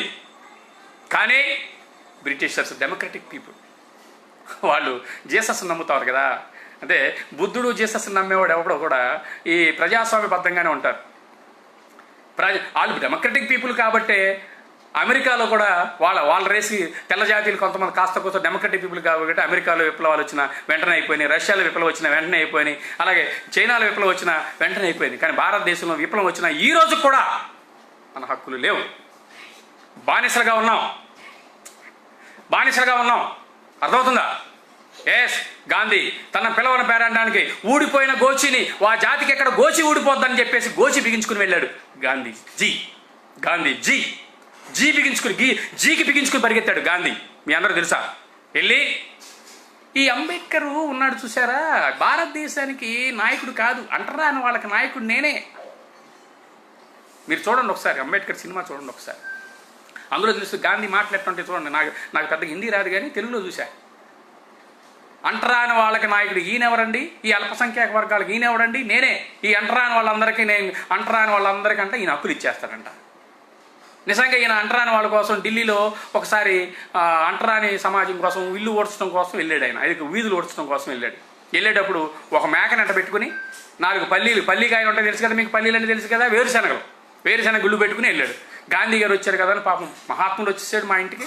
అలానే వాళ్ళ తింటాకి తినలేకపోయినా ఈ అంటరాని వాళ్ళందరూ బంగి కమ్యూనిటీకి బ్యాచ్ అంత ఉంటారు కదా, మన వాళ్ళు ఇది పాకి పని చేసి బ్యాచ్ అంత ఉంటారు కదా. గాంధీ గారు అంటే మహాత్మా మన పల్లెల్లోకి వచ్చాడు, బాబోయ్ మన పల్లెల్లోకి వచ్చాడని చెప్పేసి ఆయనకి వాళ్ళ తింటాకి లేకపోయినా ఆయనకి చపాతీలు, రోటీలు, మంచి ఆలు మటర్ వేసేసి కూర చేసి తీసుకెళ్ళి పెట్టాడు. నేను ఉపవాసం అండి. ఏ అండి ఉపవాసం? కానీ తినడంట. ఏం తింటాడంట? ఆ మేకను తీసుకెళ్ళి ఆ మేక పాలు పిండుకుని ఆ మేక పాలు తాగుతూ ఈ వేరుశనగ గుళ్ళు తింటాడంట ఈయన. ఇది ఆయన చేసింది. అంటరాని వాళ్ళకి నిర్మూలన కోసం వీధులు ఉడతానికి వెళ్ళి వాళ్ళు ఇచ్చిన మంచినీళ్ళు కూడా తాగినటువంటి గొప్ప వ్యక్తి గాంధీజీ. మీ అందరూ తెలుసు అసలు గాంధీజీ 1947లో స్వాతంత్రం తీసుకొచ్చిన జాతిపిత గాంధీజీ. పీత ఎవరి పీత? మన జాతికి వచ్చిన హక్కుల్ని పీల్చినటువంటి పీత. మీ అందరూ తెలుసు. 1930 ఈయనెవడండి అసలు? అంబేద్కర్ ఎవడండి అసలు? బాబాసాహెబ్ అంబేద్కర్ ఎవడండి అసలు? మేమండి ఇదే ఈ అంటరాని వాళ్ళందరికీ నాయకుడు అని చెప్పాడు. అంటరాని వాళ్ళ ఇళ్ళకి వెళ్ళి మంచిని కూడా తాగినటువంటి గొప్ప మ్యాన్.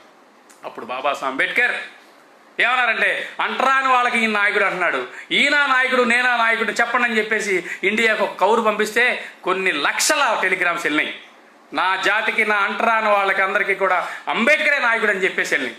అప్పుడు బ్రిటిషర్స్ విని హక్కులు ఇవ్వడానికి నిర్ణయం చేసుకునేటప్పుడు నా హిందూ సమాజం విడిపోతుంది అన్నాడు గాంధీ.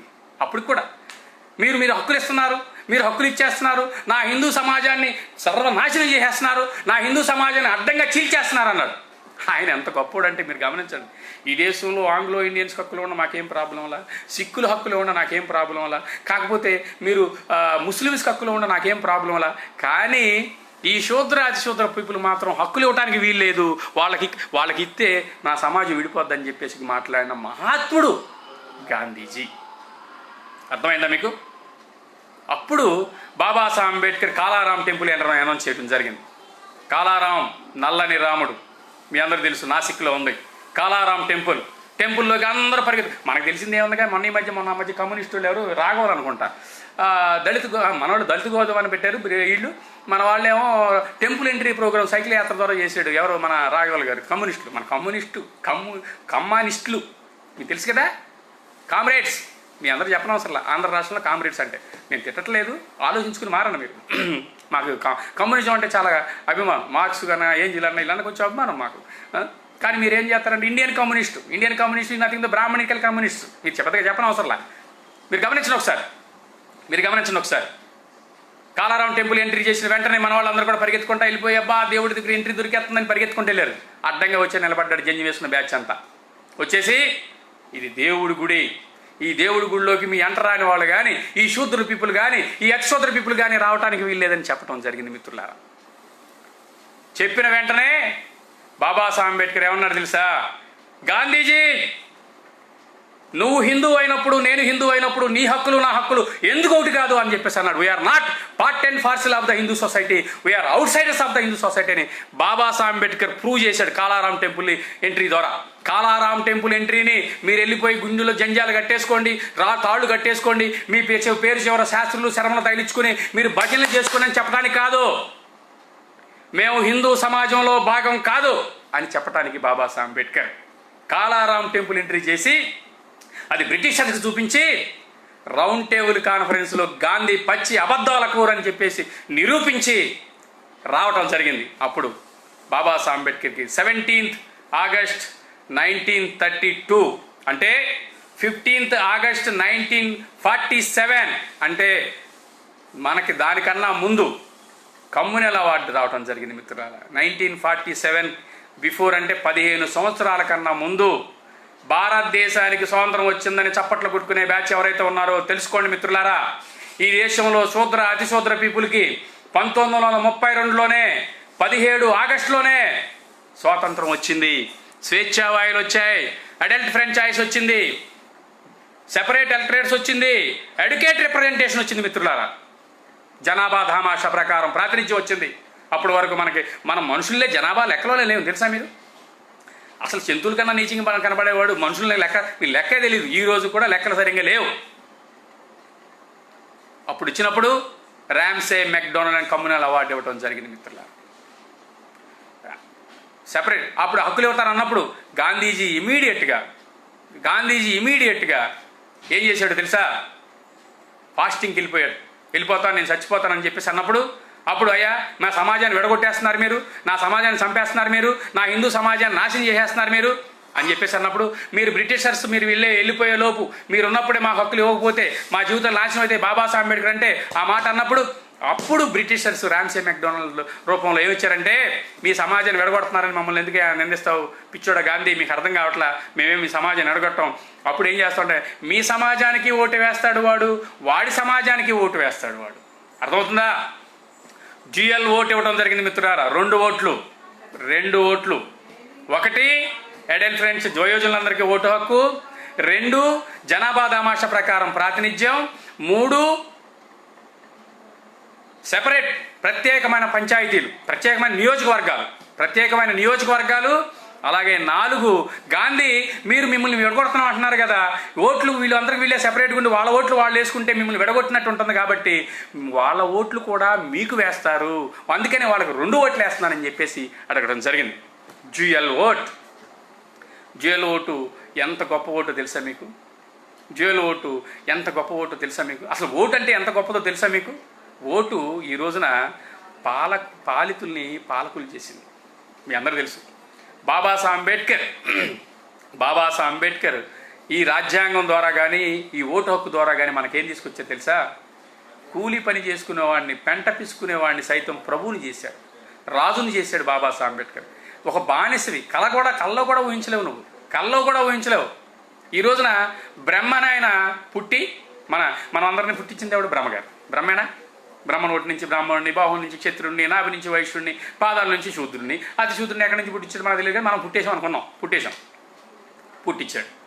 పుట్టేసినప్పుడు ఆయన వచ్చి మనకి చదువుకునే హక్కు లేదన్నాడు, వ్యవసాయం వ్యాపారం చేసే హక్కు లేదన్నాడు, అసలు మనిషిగా బతికే హక్కే లేదన్నాడు.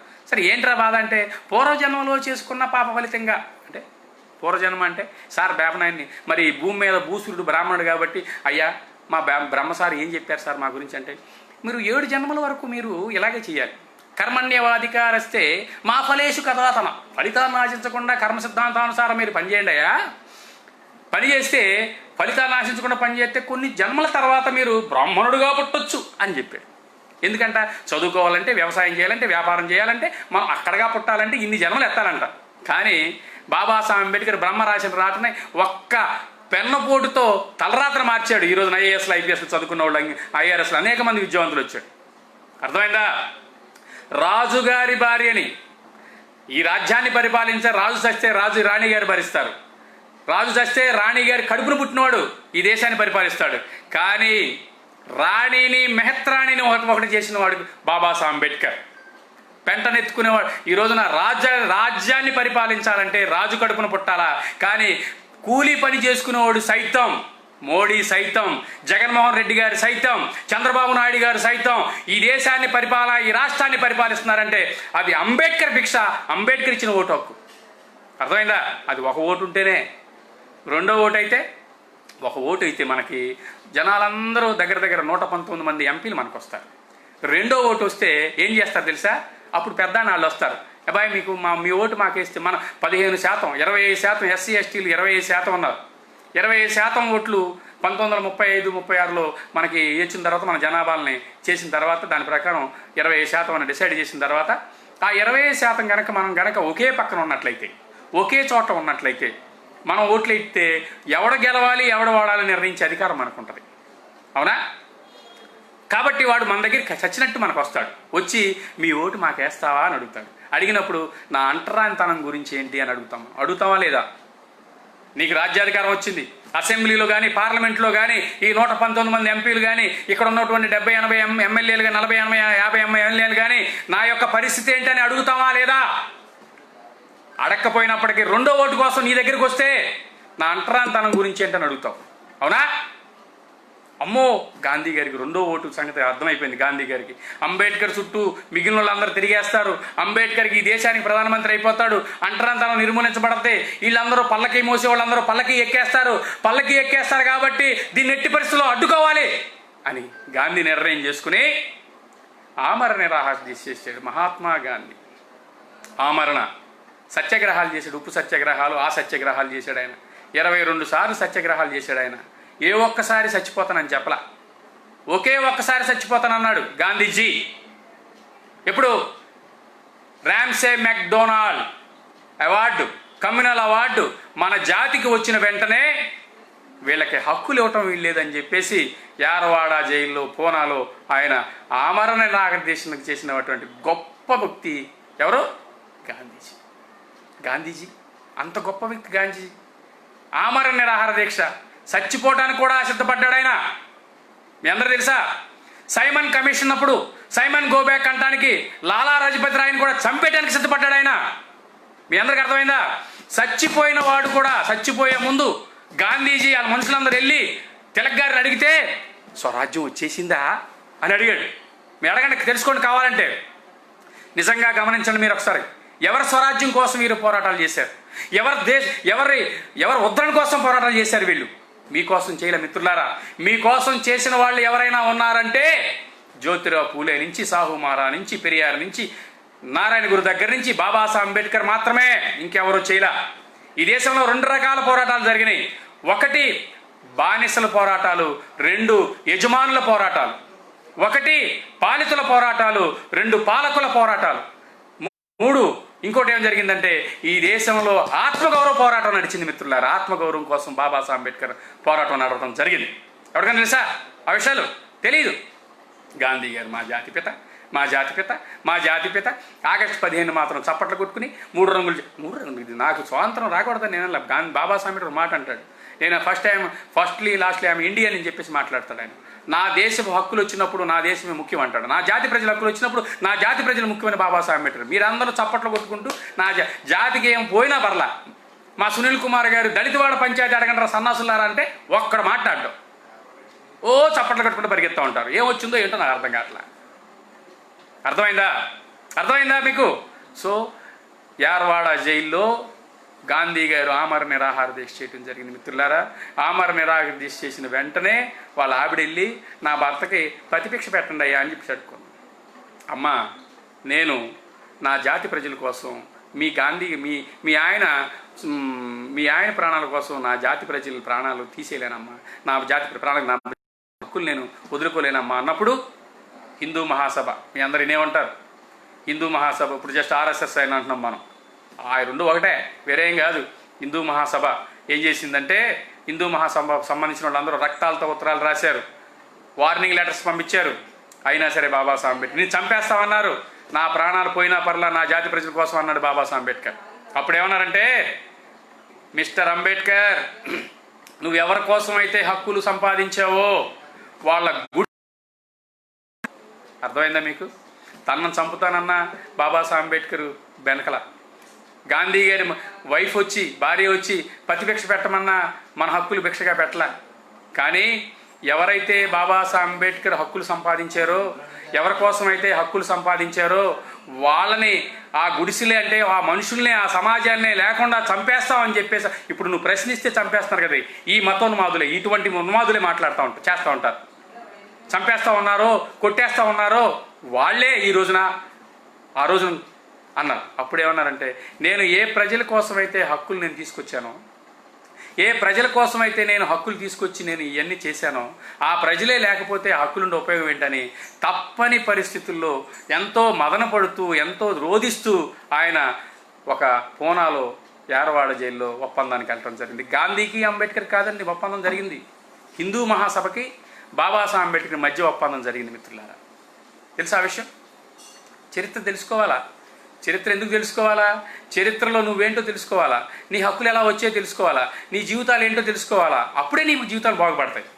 అప్పుడు బాబాసాహెబ్ అంబేద్కర్ ఎంతో మదన పడిపోయాడు, ఎంతో బాధపడ్డాడు. దాన్నే పూనా ఒడంబడిక అన్నారు. ఏమైంది? డ్యూయల్ ఓట్ అలా సింగిల్ ఓట్ అయిపోయింది. ఎడల్ ఫ్రాంచైజ్ ఇచ్చారు. అబ్బా ఓటు హక్కు వచ్చిందని సంబరాలు చేసుకుంటున్నాం. ఏమైంది? రెండు వైపుల పదునుండే కత్తి పోయింది, ఒకవైపు పదునుండే కత్తి వచ్చింది నీకు. ఆ కత్తితో మళ్ళీ దాంతో కాకుండా సెపరేట్ ఎలక్టరేట్స్ని తీసి పక్కన పెట్టి జాయింట్ ఎలక్టరేట్స్ వచ్చినాయి. చాలామంది గాంధీ గారు గొప్పగా చెప్తూ ఉంటాడు. ఏమని? సెపరేట్ ఎలక్టరేట్స్ వల్ల ఒక 70-80 సీట్లు వస్తాయి, అదే జాయింట్ ఎలక్టరేట్స్ వల్ల మీకు దగ్గర 150-200 దాకా వచ్చేస్తాయి. ఎవరికి కావాలండి స్టాంపు? రబ్బర్ స్టాంపు కూడా ఎవరికి కావాలా? నోరు తెవరం బ్యాచ్ ఎవరికి కావాలా? ఇక్కడ అత్యాచారాలు జరుగుతుంటే మాట్లాడిన బ్యాచ్ ఎవరికి కావాలా? ఇక్కడ మా జాతిని చంపుతా ఉంటే మాట్లాడిన బ్యాచ్ ఎవరికి కావాలా? కారంచేడు చుండూరు ఘటన జరిగినప్పుడు మాట్లాడిన బ్యాచ్ ఎవరికి కావాలా? కత్తి పద్మారావు గారు ఇలాంటి వాళ్ళు పుట్టాలా? మళ్ళీ సూర్యకుమార్ గారు ఇలాంటి వాళ్ళు పుట్టి మా కోసం ఉద్యమాలు చేయాలా? గాంధీ అని ఆయన పుట్టుండకపోతే ఈ రోజుకి అంటరాంతనం నిర్మూలన జరిగేది. 2 ఓట్లు కనుక ఉన్నట్లయితే నా అంటరాంతనం గురించి ఏంటి పరిస్థితి అంటే, అప్పుడు అంటరాంతనం ఆ రోజునే తుదముట్టించుకుపోయింది.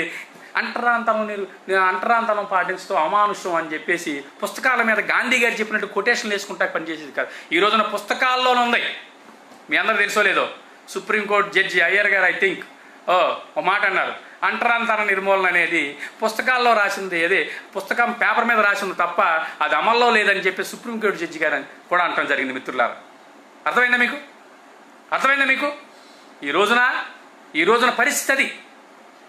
ఈ రోజున పరిస్థితి, ఈ రోజుకి అంటరాంతనం, ఈ రోజుకి అవమానం. మన బిడ్డల్ని చంపుతున్నారంటే గాంధీజీ కారణం. ఎందుకు? మనకొచ్చిన రియల్ హక్కుని కొల్లగొట్టినవాడు గాంధీజీ. గాంధీ గారు చచ్చిపోతే బాధపడటం, గాంధీ గారు పుడితేనే సంబరాలు చేసుకోవటం, ఇదే మనం చేయాల్సింది. స్వాతంత్రం వచ్చిందని, నిజమైన స్వాతంత్రం ఎప్పుడు వచ్చింది? 15 సంవత్సరాల ముందు 1932 ఆగస్టు 15 నిజమైన స్వాతంత్రం వచ్చింది. 24 సెప్టెంబర్ 1932లో యారవాడ జైల్లో మన హక్కుల్ని తీసేసిన వాడు గాంధీజీ. ఆయనకు బిడ్డలు పుట్టించుకున్నాడు, ఆ బిడ్డలే ఇంకా ఉన్నారు. ఆ బిడ్డలు ఈ రోజుకి చెంచాల వారి మాట్లాడలేని పరిస్థితి. మొక్క నాయక్స్ వాళ్ళ పుట్టినిల్లు అది యారవాడ జైలు. అయినా సరే బాబాసాహెబ్ అంబేద్కర్ నిరుత్సాహపడలా, బాధపడలా. 1942లో వీళ్ళు క్విట్ ఇండియా బాబాసాహెబ్ అంబేద్కర్ 1942లో సెపరేట్ సెటిల్మెంట్లు అడిగారు. అయ్యో కమ్యూనల్ అవార్డు ఇచ్చేశారు 1932లో. 1942లో బాబాసాహెబ్ అంబేద్కర్ సెపరేట్ సెటిల్మెంట్ అడుగుతున్నాడు. సెపరేట్ సెటిల్మెంట్లు అడిగితే పాకిస్తాన్ టైపులో అయిపోద్దామని భయపడిపోయి సెపరేట్ సెటిల్మెంట్లు ఇస్తే అయిపోయి క్విట్ ఇండియా అన్నారు వీళ్ళు. చూసారా మీరు? ఆర్య సమాజ్ దేనికోసం వచ్చింది? సత్యశోధ సమాజ్ వ్యతిరేకంగా వచ్చింది. ఇండియన్ నేషనల్ కాంగ్రెస్ దేనికి వచ్చింది? అర్థమైందా మీకు? హంటర్ కమిషన్ వ్యతిరేకంగా వచ్చింది. అలాగే భారతదేశానికి సంబంధించినంత వరకు 1902లో రిజర్వేషన్ వచ్చిన వెంటనే జంతువులు రాదని మాట్లాడారు. 1916లో బాబాసాహెబ్ అంబేద్కర్ అడల్ట్ ఫ్రాంచైజ్ అడిగినప్పుడు ఇదేమన్నా పార్లమెంట్ ఏమన్నా దుక్కు దున్నటానికా, లేకపోతే వ్యవసాయం చేయడానికా, చెప్పులు కుట్టుకోవడానికా, లేకపోతే గాడిద గుడ్డు చేయడానికని మాట్లాడాడు బాలగంగాధర్ తిలక్. మరి సైమన్ గోబ్యాక్ ఎందుకన్నారు? వీళ్ళందరికీ రాజకీయ హక్కులు, సామాజిక హక్కులు, రాజకీయ హక్కులు వస్తే ఆర్థికపరమైన హక్కులు వస్తాయి, ఆర్థికపరమైన హక్కులు వస్తే సామాజిక హక్కులు వస్తాయి, ఆ హక్కులు సమానంగా పొందుతారని చెప్పేసి, సామాజిక సమానత్వం వస్తుందని చెప్పేసి అడ్డుకున్నాడు. స్వరాజ్యం నా జమ హక్కు అన్నటువంటి బాలగంగాధర్ తిలక్ గారి మరి ఆలోచన పుణిపుచ్చుకున్న గాంధీజీ 1942లో అడిగితే సెపరేట్ సెటిల్మెంట్ అడిగితే క్విట్ ఇండియా అన్నారు వీళ్ళు. ఎందుకు? ఇచ్చేస్తే మళ్ళా కుదరదని చెప్పేసి. అర్థమవుతుందా మీకు? క్విట్ ఇండియా క్విట్ ఇండియా అని మనం బయలుదేరతాం. తెలుసుకోవాలా, ఈ దేశంలో 2 రకాల పోరాటాలు జరిగినాయి. ఒకటి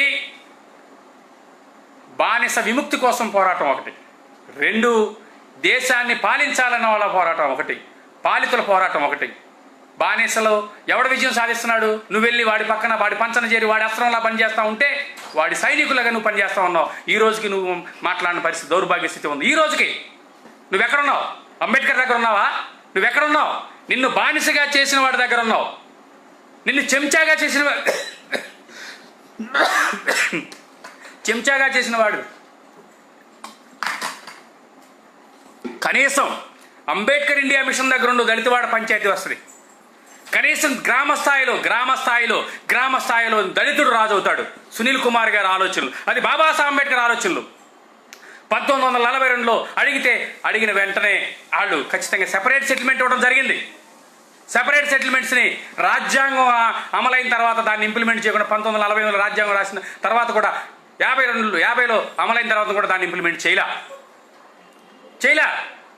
1948లో అప్పుడు బాబాసాహెబ్ అంబేద్కర్, 46లో అప్పుడు బాబాసాహెబ్ అంబేద్కర్ చాలా మదనపడి సెపరేట్ సెటిల్మెంట్ ఇది ఏదైతే ఉందో దీన్ని అడ్డుకుంటున్నారు. ఎవరైతే పూనా ప్యాక్ట్ ద్వారా అడ్డుకున్న, పూనా ప్యాక్ట్ అని సంబరాలు చేసుకుంటూ ఉంటారు మనవాళ్ళు. పూనా ప్యాక్ట్ ద్వారా నా జాతికి హక్కులు అడ్డుకుంటున్నారని చెప్పేసి ఇమీడియట్గా ఆర్ఆర్ బోలే, రంగారావు బోలే, తెలుగుడే, అక్కడ మహారాష్ట్ర సెటిల్డ్ ఆర్ఆర్ బోలే రంగారావు అని ఆయన హైకోర్టు జడ్జిగా ఉండేవాడు, చిన్న ఆయన కాదు. ఆయన పిలిచి ఆయనకి జైలు బరో కార్యక్రమాన్ని చేయించాడు ఆయన బాబాసాహెబ్ అంబేద్కర్. మన కాంగ్రెస్ వాళ్ళు ఎంత గొప్పవాళ్ళు తెలుసా? ఆర్ఆర్ బోలే గారికి ఎంపీ సీట్ ఇచ్చి ఆయన్ని ఎంపీగా చేసేసుకున్నారు. తెలిసిందా? ఇప్పుడు నేను ఉద్యమం చేశాను, నన్ను పిలిచే సీట్ ఇచ్చేస్తారు, జాతిని నాశనం చేసేస్తారు. మన వాళ్ళందరూ పరిగెడుతూ ఉంటారు దానికోసమే. కాస్త ఉద్యమం చేస్తూ ఉంటారు, సీట్ ఇస్తే జంప్. అందుకే మా అధ్యక్షులు చెప్పారు, నేను కంఠంలో ప్రాణం ఉన్న వాళ్ళకు ఏ పార్టీ కండువని నా మెడలో వేసుకుని అన్నాడు. మీ అందరూ తెలుసా? విన్నారా మీరు? శ్రీకాకుళం సభలో నా కంఠంలో ప్రాణం ఉన్నంత వరకు నా దళితవాడ పంచాయతీ సాధిస్తాను తప్ప నా కంఠంలో ప్రాణం ఉన్నంత వరకు నేను వేసుకోను అని చెప్పేసి మాట్లాడటం జరిగింది. అర్థమైందా? ఏ పార్టీ కండ బయలుదేరుతాడు, కాసేపు ఉద్యమం చేస్తాడు, ఆ పార్టీ టికెట్ ఈ పార్టీ టికెట్, అక్కడ జంపుదామా ఇక్కడ జంపుదామా, ఆయారాం గయారాం. ఏంటరా అంటే ఆ పార్టీ బాగలేదండి, ఈ పార్టీ బాగలేదు, ఇదే జంపులు. జాతి కోసం కూడా మాట్లాడు, ఆడి కోసం పెద్ద ఫ్లెక్సీలు వేస్తాం మనం. మాట్లాడండి, మీరు మాట్లాడండి, కనీసం మనం నోరు తెరవండి. మీ బిడ్డల భవిష్యత్తు కోసం నోరు తెరవండి. ఆర్ఆర్ బోలే అని ఆయన్ని మళ్ళీ ఎంపీగా చేసుకుని మళ్ళీ పూనా వడంబడికి టైంలో, పూనావడికి అదే సిల్వర్ జూబ్లీనో సంథింగ్ ఏదో గోల్డ్ సిల్వర్ జూబ్లీ చేసుకునే టైంలో ఆ సిల్వర్ జూబ్లీకి ఎవరైతే పూనా వడంబడికి వ్యతిరేకంగా పోరాటం చేశాడో ఆర్ఆర్ బోలేని చైర్మన్ చేసిన ఘనత కాంగ్రెస్ది. అర్థమైందా? అంత గొప్పోళ్ళు. మన వేళ్ళు మనతోనే పొడిపిస్తారు వాళ్ళు, అంత గొప్పోళ్ళు. మిత్రులారా, ఈ రోజున మనకు కావాల్సింది ఏం కావాలి? మనకి ఈ రోజున బాబాసాహెబ్ అంబేద్కర్ కమ్యూనల్ అవార్డు వచ్చిన వెంటనే అడ్డుకున్నటువంటి పూనా వడంబడికిని తీసుకొస్తే దాన్ని అడ్డుకోవడం కోసం బాబాసాహెబ్ అంబేద్కర్ సెపరేట్ సెటిల్మెంట్ అడగడం జరిగింది. సెపరేట్ సెటిల్మెంట్స్ అడిగితే సెపరేట్ సెటిల్మెంట్స్ని కూడా దాన్ని తొంగలో తొక్కేసిన పరిస్థితుల్లో ఉన్నప్పుడు మాన్య శ్రీ పివి సునీల్ కుమార్ గారు సరళతరం చేసి ప్రభుత్వాలను ఒప్పించడం కోసం దళితవాడ పంచాయతీ అనే నినాదాన్ని ముందుకు తీసుకొచ్చి దళితవాడ పంచాయతీ చేయాలని మాట్లాడుతుంటే మా మేధావులు అనే ఏమంటారు తెలుసా? అసలు అంబేద్కర్ అడగలేదండి అంటాడు. బుద్ధి ఉందా మీకు? అసలు పుస్తకాలు చదువుతున్నారు మీరు? చదవండి ఒకసారి. నువ్వు మేధావా? ఎలా మేధావి అవుతావు? సెపరేట్ సెటిల్మెంట్ అంటే ఏంటి అసలు? సెపరేట్ సెటిల్మెంట్స్ అంటే అంటరాని వాడు ఒక చోట ఉంటాడు, అంటబడిన వాడు ఒక చోట ఉంటాడు, వేరువేరుగా ఉంటాడు. అంటరాని వాడు వేరుగాను కలిసి ఉన్న సమాజంలో అంటరానివాడు అంటబడిన ఒకే చోట ఉంటే అంటరానివాడు ఎవడు అంటబడినవాడు ఎవడు ఈ రెండు అంటరాంతరం ఉంటుంది. వేరువేరుగా ఉంటే ఆయన అంటరానివాడు వేరుగా ఉంటాడు. నీకు వచ్చిన నష్టం ఏంటి? అమ్మో విడిపోద్దండి గ్రామీణ. ఇప్పుడు మాత్రం ఎంత ఏముంది? పైనుంచి బాడువీలో చూడు, ఒక గద్దలాగా పైనుంచి చూడు. ఊరు వాడ విభజన లేదా? ఏదో వచ్చి కోడిగుడ్డు తిని భోజనం చేసినంత మాత్రం నీతో కలిసి ఉన్నట్టే. కంచం బొత్తున్నంత మాత్రం మంచం బొత్తుందా? నీ పిల్లనాడికి ఆడికి చేసుకుంటున్నాడా? కొంతమంది ఐఏఎస్లు ఐపీఎస్లు చేసుకుంటారులే, అదేమందులే. కానీ అది కూడా ఎవరు చేసుకుంటారు? తెల్లగా బెర్రగా ఉంటారని చెప్పేసి కొంతమంది చేసుకుంటారు. మన వాళ్ళని చేసుకోరు పాపం. చేసుకుంటాం తప్ప అన్నాం, కానీ జాతి కోసం పని చేయండి. ఎందుకంటే మనవాడు ఐఏఎస్ కదా, సూపర్ ఐపీఎస్ కదా, టాప్లో ఉంటాడు కాబట్టి అధికారం అక్కడ ఉంది. ఇప్పుడు భారతదేశానికి డిసిషన్ మేకింగ్ ఇప్పుడు ఐఏఎస్లు ఐపీఎస్లే కాబట్టి టాప్లో అక్కడ ఉంటాడు. కాబట్టి వీడు ఆర్థిక అవసరాల కోసం ఒప్పుకుంటాడు. అదే ప్రణయం ఒప్పుకుంటాడేంటి? ఒప్పుకున్నాడా? చంపి పడేసాడు. ఒప్పుకున్నాడా లేదా? చంపి పడేసాడు. మీకు అర్థమైంది కదా? ఇది వ్యవస్థ. ఈ రోజుకి అంటరాంతనం ఉందంటే, ఈ రోజుకి ఈ వ్యవస్థ ఉందంటే, ఈ రోజుకి ఈ అవమానం నడుస్తూ ఉందంటే, ఈ రోజుకి భారత రాజ్యాంగం ఆశించినటువంటి సమాజం లేదు అంటే అది గాంధీజీ వాళ్ళే తప్ప ఈ యొక్క ఇంక వేరే వాళ్ళ కాదు. రాజ్యాంగం ఏం చెప్తుంది? Equality, Liberty, fraternity and justice. స్వేచ్ఛ, సమానత్వం, సౌభ్రతత్వం, న్యాయం అనే విషయాన్ని చెప్తుంది రాజ్యాంగం. అదే రాజ్యాంగం అలా చెప్తుంటే ఈ దేశంలో ఉన్న వ్యవస్థ ఒకటి చెప్తుంది. ఏమంది? శూద్రుడు చదవరాదు, శూద్రుడు ఆయుధం పట్టరాదు, శూద్రుడు వ్యవసాయం చేయకూడదు, అంటే ఎస్సీ ఎస్టీ బీసీ పీపుల్ హక్కులు ఇవ్వకూడదు. ఈ రోజుకి రిజర్వేషన్లు అనగానే మీ అందరూ తెలుసు లేదు, ఆర్టికల్ 330, 332 ప్రకారం పొలిటికల్ రిజర్వేషన్స్ వచ్చినాయని మొన్న గతంలో నేను చెప్పాను లాస్ట్ ఇదిలో. ఆర్టికల్ 315, ఆర్టికల్ 16 ప్రకారం మనకి విద్యా ఉద్యోగాల్లో రిజర్వేషన్స్ వచ్చినాయి. మన రిజర్వేషన్, విద్యా ఉద్యోగాల రిజర్వేషన్ కోసం మాత్రం మనం ఉద్యమాలు చేయాలా? పొలిటికల్ రిజర్వేషన్స్ కోసం అవసరంలా. ఎందుకు? సెల్లలో ఎస్సీ సెల్లు, ఎస్టీ సెల్లు వాళ్ళకు ఉంటాయి. సెల్లో మనోడు ఉంటాడు, మనోడు తీసుకెళ్ళి అందులో పెడతా ఉంటాడు, తీసుకొస్తా ఉంటాడు. ఇంతే. ఎలక్షన్ ముందు తీసుకొస్తాడు, ఎలక్షన్ అయిపోయిన తర్వాత మళ్ళీ తీసుకెళ్ళి సెల్లో పడేస్తాడు. ఇందుకు తప్ప ఎందుకు పని చేయదు. అర్థమైందా మనకి? అర్థమైందా మనకి? అది మనం అర్థం చేసుకోవాలి. ఇప్పుడు మనం ఖచ్చితంగా భారతదేశంలో ఈ వ్యవస్థ ఒకటి చెప్తుంది, శూద్ర పీపుల్, అదే ఎస్సీ ఎస్టీ బీసీలు అనేవాళ్ళు ఇంకా బానిసలుగానే ఉన్నారు. వాళ్ళకి హక్కులు ఇవ్వట్ల, హక్కులు నిరాకరించబడుతున్నాయి. ఈ రోజుకి హక్కులు నిరాకరించబడపోవడానికి కారణం రాజ్యాంగం ఒకటి చెప్తుంటే ఈ దేశంలో ఉన్న వ్యవస్థ ఒకటి చెప్తా ఉంది. రాజ్యాంగంలో ఉన్న హక్కులు సమాజంలోకి రావాలి అంటే రాజకీయపరమైన చర్యల ద్వారానే హక్కులు వస్తాయి. రాజకీయ ఉద్యమాన్ని Babasaheb Ambedkar communal award Southborough కమిషన్కి రాజకీయ హక్కులు ఇవ్వటం తీసుకొచ్చాడు ఆయన. అలాగే బాబాసాహెబ్ అంబేద్కర్ రాజకీయ హక్కులు సాధించాడు. బాబాసాహెబ్ అంబేద్కర్ రాజకీయ హక్కు సాధించడం కోసం సెపరేట్ సెటిల్మెంట్ అడిగాడు బాబాసాహెబ్ అంబేద్కర్. అదే రాజకీయంగా నిన్ను రాజులు చేయడం కోసం సునీల్ కుమార్ గారు దళితవాడ పంచాయతీ అని అడుగుతున్నారు. నువ్వు రాజు అవ్వాలి అంటే, నీ బానిసత్వం పల్లెల్లో కూడా నువ్వు అంటరాంతరం నుంచి విముక్తి చెందాలి అంటే ఖచ్చితంగా నీకు దళితవాడ పంచాయతీ అవ్వాలా లేదా? అవ్వాలి. నిజంగా నువ్వు దళితవాడ పంచాయతీ గనక కోరుకున్నట్లయితే 17th ఆగస్టును సంబరాలు చేయాలా? 17th ఆగస్టు మళ్ళా తిరిగి రావాలని మా పోరాటాలు చేయాలా? అదే మరో స్వాతంత్ర సమరం. నీకు స్వాతంత్రం 1947 ఆగస్టు 15 రాలా? నీకు 17th ఆగస్టు 1932లో వచ్చింది.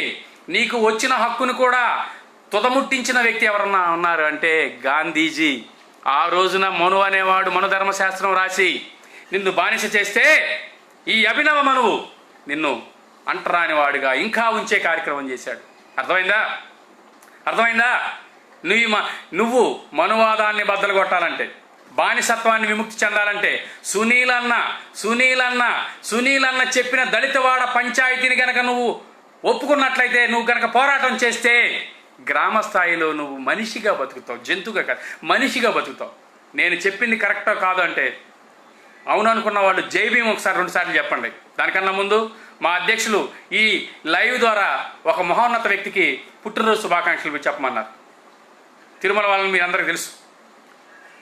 తమిళనాడులో అంబేద్కర్ ముద్దు బిడ్డ, ఆయన పుట్టినరోజు కూడా ఈరోజే. ఆయనకి జై భీములు. ఆయనకు కూడా మా అధ్యక్షులు వారు ప్రత్యేకంగా ఉద్యమం, జాతి కోసం పనిచేసే ఏ ఒక్కరిని కూడా గౌరవించాలి, మనం అభిమానించాలా. వాళ్ళ ఆలోచనలు వేరుగా ఉంటే ఉండొచ్చు, వాళ్ళ మార్గాలు వేరుగా అయితే ఉండొచ్చు. త్యాగాలు చేసిన వాళ్ళ గురించి మనం ఎప్పుడు చేసుకోవాలా? నాకు మరో కాంచీరామ్ గారు లాగా అనిపిస్తూ ఉంటారు తిరుమల గారు. సో మా అధ్యక్షులు కూడా అంటూ ఉంటారు, నాకు గొప్ప మిత్రుడు అని చెప్పేసి అంటూ ఉంటారు. ఆయన చెప్పమన్నారు, సభాముఖంగా తెలియజేయమన్నారు తిరుమల గారు, మీకు మన అంబేద్కర్ ఇండియా మిషన్ తరఫున మీకు మీ పుట్టినరోజు శుభాకాంక్షలు తెలియజేస్తున్నాం. అలాగే మన జాతి నిజమైన స్వాతంత్ర పోరాటంలో భాగస్వాములు అవ్వాలని కోరుకుంటున్నాం. నేను చెప్పింది నిజమని అనుకుంటే మీరు అందరూ జై భీమ్ చెప్పండి. నమ్మకపోతే నా దగ్గరకు రండి, చరిత్ర పుస్తకాలు మీకు ఇస్తాను. మీకు నిజంగా తెలుసుకోవాలన్న పరిస్థితి ఉంటే, మీకు నిజంగా తెలుసుకున్న పరిస్థితి బాబాసాహెబ్ అంబేద్కర్ వాల్యూమ్స్ చదవండి. ఏ చెత్తగాడు రాసిన పుస్తకాలు చదవకండి, వాడి చెత్త అంతా మన మీద పెడతా ఉంటాడు. అర్థమైందా? దళితవాడ పంచాయతీ మనం సాధించిన రోజున మళ్ళీ ఆత్మగౌరవంతో పల్లె తలెత్తుకుని తిరుగుద్ది, పల్లె కన్నీరు పెడుతుంది. ఈ రోజున ఆ పల్లె కన్నీరుని తోడటం కోసం సునీల్ అన్న వచ్చాడు. మళ్ళీ ఈ అవకాశం మళ్ళీ రాదు.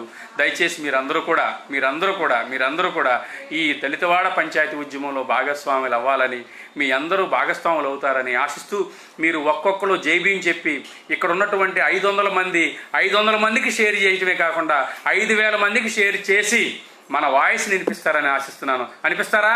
అన్న వాళ్ళందరూ జై భీం నాతో చెప్పండి. జై భీం, జై భీం 2 సార్లు చెప్పండి. జై భీం. ఓకే, జై భీం.